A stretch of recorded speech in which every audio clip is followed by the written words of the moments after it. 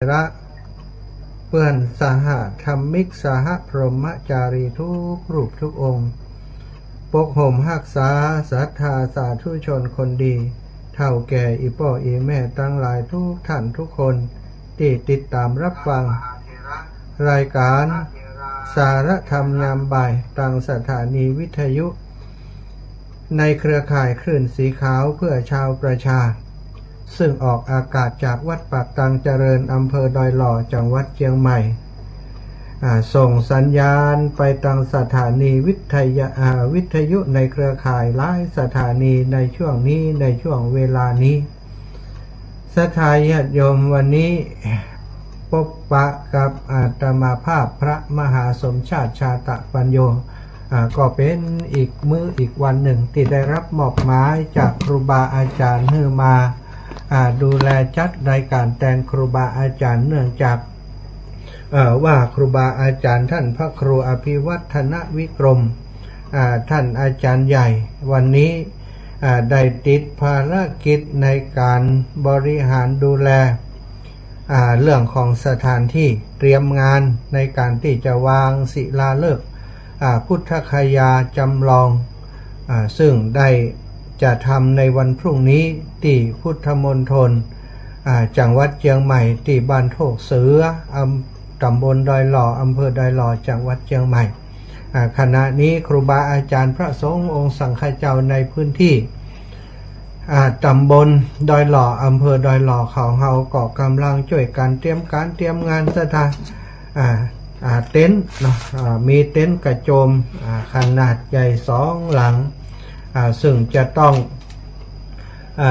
งทำการประดับประดาตกแต่งเพราะว่าจะเป็นโต๊ะหมู่บูชาที่นั่งสำหรับครูบาอาจารย์พระมหาเถระแล้วก็ที่นั่งสำหรับศรัทธาญาติโยมที่เปิดเดินทางมาร่วมงานในวันนี้ก็เตรียมดากันศรัทธามอบหมายหน้าที่กันเป็นอย่างท่านอาจารย์ก็คอยดูแลอำนวยการอยู่ก่อนเหนื่อย อาตมาจริงๆแล้วต้องช่วยครูบาอาจารย์อยู่ที่เชียงใหม่แต่เนื่องจากว่าวันนี้ศรัทธาญาติโยมจากจังหวัดนครพนมคุณครูสุริวัฒน์กับคุณครูชัดวลีและก็ครูบาอาจารย์ท่านอาจารย์คมศักดิ์สถานธรรมวัดสถานธรรมวัดป่าสวนธรรมะส่องใจจากจังหวัดสกลนครกำลังเดินทางมาตอนนี้ถึงอุตรดิตถ์แล้วจะมาแวะมาหาอาตมาจะมาตันพระป่าที่วัดบรรพตสถิตในค่ำนี้ในแรงนี้สถานก็จำเป็นต้องเดินทางกลับมาจากเชียงใหม่เพื่อจะมาเตรียมดา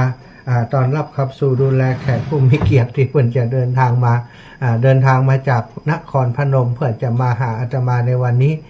ก็เป็นเหตุที่ต้องได้เดินทางกลับมาจากพุทธมณฑลก่อนแต่วันพรุ่งนี้จะเดินทางกลับไปแห่งใหม่เนื่องสถานก็ขอขอบคุณครูบาอาจารย์ที่เมตตาคือเก่ากับผมได้เข้ารายการแทนวันนี้ศรัทธาญาติโยมวันนี้มาแทนครูบาอาจารย์ท่านพระครูอภิวัฒนวิกรมปกติแล้วท่านอาจารย์ก็จะต้องเข้ารายการในเวลานี้ทุกวันศุกร์วันนี้วันศุกร์แล้วทุกวันศุกร์อาจารย์ก็จะได้เข้ารายการบางครั้งก็เข้ากับท่านอาจารย์ใหญ่พระครูสุเมธธรรมเสวีบางครั้งท่านอาจารย์ก็เข้ารูปเดียวองค์เดียวแต่ก็ยัง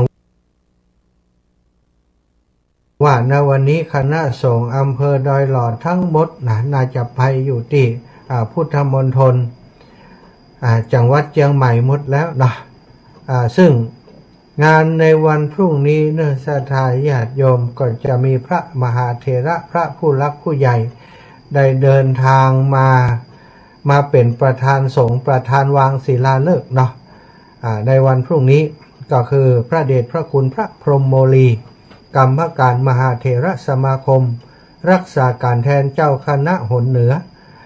เจ้าอาวาสวัดปากน้ำภาษีเจริญกรุงเทพมหานครประธานสงฆ์และประธานวางศิลาฤกษ์เนอะสถาน เปิดจะเดินทางมาในวันพรุ่งนี้ซึ่งในเมื่อพระมหาเถระพระผู้ยักษ์ผู้รักผู้ใหญ่จะเดินทางมาก็จำเป็นต้องเตรียมงานหลายสิ่งหลายอย่างเตรียมรอเพื่อนเนาะเจริญพรอีแม่ว่ายังได้จ้าแต่แม่ดีใจใครไปแล้วมันก็ไปได้เนาะเจ้าแม่ท่านโฮมคือแม่หลายสิ่งหลายอย่างเตรียมรอเพื่อนเนาะเจริญพรอีแม่ว่ายังได้จ้าแต่แม่ดีใจใครไปแล้วมันก็ไปได้เนาะเจ้าแม่ท่านโฮมคือแม่พุทธมณฑลเนาะเดี๋ยวนะจดก่อนพุทธมณฑลอำเภอดอยหล่อ200โอเคจ้าถ้าเดือนที่เพิ่นจะรอเทียนนั่นรออย่างไรรอเตียนเดี๋ยวไปงั้นวันที่พุ่นดีไหมวันรอเตียนนี่อันเนี่ยก่อนเนื้อวันที่7พุ่นแฝมต้องหีบเด้อใจเย็นๆเจ้าแล้วก็มีที่ไหนแห่งที่พุ่นหอมเอาเป็นยางก่อนเนาะเจ้าเอาเป็นยางเดี๋ยวก่อยบอกไหมเดี๋ยววันหลังก็บอกไหมเจ้าว่าเนี่ยที่พุทธมณฑลแล้วก็อย่างนั้นก็ทันพุทธมณฑลแล้วก็เดือนนี้ก็ธรรมยาตรานะกับไอ้ไม่หอมแล้วยังหอมมาเจ้าหอมแล้วหอมแล้วพุทธมณฑลแล้วก็เดี๋ยวเคยบอกอีแม่เอาเป็นยางก่อนกันแล้วกันเจ้าสาธุนั่นนะเดี๋ยวแม่เอาเจ้าวันอย่างก็นะเอาคือฐานทุดง200เนาะแต่เจ้าอันตู้ไปอันที่วัดอัมพวันไปหาท่านอาจารย์เปิ่นแปลงกุฏิแล้วก็เปิ่นเอาเสากันคนต้นมี12ต้นนี่แม่ต้นละ3 ปันขาด3 ต้นแต่เจ้านักศรัทธาเปิ่นพร้อมกันราคา3 ต้นเฮาเลยเอา3 ต้นนั้นเป็น9 ปันแต่ว่ามีคนจ่วยเฮาไป2 ต้นละเดี๋ยวนี้ถ้าแม่จะเอาด้วยกันกับต้นที่3รวมกันก็ได้เอาหอมคนหน่อยเจ้าแม่ข้างแม่ก็หอมเนี่ย200เนาะได้เนาะจะได้มีจืดด้วยกันฮะจัดหน้าได้ปะกันเป็นแม่เป็นลูกกันเนาะสบายดีเนาะสบายดีแม่ตอนนี้ครับใครไปหันท่านมันเป็นยังเดี๋ยวก่อนหันอยู่เดี๋ยวก็ไปหากันอยู่เขาก็กึศเรื่องทำแม่อยู่เจ้าสาธุบุญรักษาแม่เนอะสาธุศรัทธาญาติโยมนะติฟังรายการอยู่เนาะก็แจ้งให้ทราบว่าตอนนี้เนาะพระเถระที่จะมาร่วมงานพุทธมณฑลวันพุกเนออีปอยแม่ทั้งหลายพี่น้องชาวเชียงใหม่ทั้งหลายจ้างแก้วเหยียบเมืองเนอะพระเดชพระคุณพระพรหมรีนี่เป็นกรรมการมหาเถระสมาคมโดยนักศรัทธาซึ่งจะมาเป็นประธานสงฆ์และประธานวางศิลาฤกษ์ท่านพระเดชพระคุณท่านได้เป็นรักษาการเจ้าคณะหนเหนือตัวเป็นเจ้าอาวาสวัดปากน้ำภาษีเจริญกรุงเทพมหานครประธานสงฆ์และประธานวางศิลาฤกษ์ในวันพรุ่งนี้ส่วนพระสงฆ์เจริญพระพุทธมนต์และเจริญใจยกถามีจำนวน9 รูปด้วยกันรูปที่1พระเทพปริยัติที่ปรึกษาเจ้าคณะภาค7วัด7 ยอดพระอารามหลวงรูปที่2พระเทพมังคลาจารย์เจ้าคณะจังหวัดเชียงใหม่วัดท่าตอนพระอารามหลวงรูปที่3พระเทพรัตนนายกเจ้าคณะจังหวัดลำพูนวัดพระธาตุหริพุนชัยวรมหาวิหารรูปที่4พระเทพสิงหวราจารย์รองเจ้าคณะจังหวัดเชียงใหม่วัดพระสิงห์วรมหาวิหารรูปที่5พระราชโพธิวรคุณรองเจ้าคณะจังหวัดเชียงใหม่วัดพระธาตุดอยสะเก็ดพระอารามหลวงรูปที่6พระราชรัชมุนี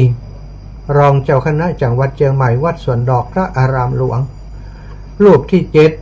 7พระราชวิสุทธิเวทีรองเจ้าคณะภาค7เลขานุการผู้รักษาการแทนเจ้าคณะหนเหนือ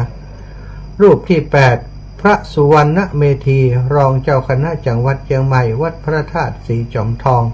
วรวิหารรูปที่9พระวิมลมุนีรองเจ้าคณะจังหวัดเชียงใหม่วัดศรีโสดาพระอารามหลวงคือรายชื่อรายนามของครูบาอาจารย์พระมหาเถระที่จะมาป ประกอบพิธีเจริญพระพุทธมนต์และเจริญใจยมงคลคาถาจำนวน9 รูปนะพร้อมทั้งพระภิกษุสงฆ์องค์สังฆจังวัดเชียงใหม่เฮาตัวสถานเจริญปอนอย่างใดจ้าเจริญปอนดับปิ้งไปแล้วเจริญปอนไหนก็ได้ดับปิ้งไปมีอะไรก็ไม่รู้เนาะสถานฉะนั้นการจะเตรียมงานจำเป็นต้องมีความพร้อมมีความเรียบร้อยวันนี้ค่ำคืนนี้ก็คงเรียกว่าตลอดทั้งคืนนะสถานสำหรับคนที่ปฏิบัติหน้าที่อยู่ในพื้นที่พระสงฆ์องค์สังฆเจ้าที่ได้รับมอบหมายวันนี้เต็นท์อีกหลังกระโจมเต็นท์กระโจมใหญ่นะประเมินคนที่จะมาร่วมงานแล้วประมาณได้ว่าประมาณเกือบจะ1,000 คนสถานฉะนั้นเต็นท์หลังหนึ่งนี่จุคนได้ประมาณ300-400-500 คน